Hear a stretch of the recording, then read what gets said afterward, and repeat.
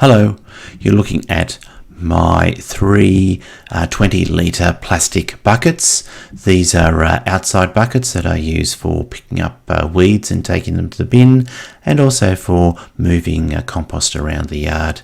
So these buckets live outside, and you can see there that the two white ones have started to deteriorate, but the red one in the middle, the darker colour, is still fine. Now these buckets might be, I bought them at the same time, but they might be a slightly different design. Oh, there we go. You can see the white plastic is very brittle and it breaks off quite easily.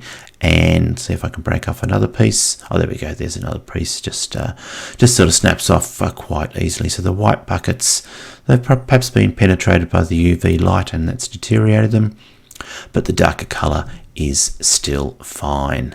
So I'm off to replace the white buckets. Hang on to the red one, that's still fine, but I'm going to go with a much darker colour when I buy the replacement buckets. So no more white buckets, but I'll be choosing a darker colour because I believe they will last a lot longer than the white plastic buckets do. Okay, well, I hope you've enjoyed this video. Thank you for watching, and goodbye for now.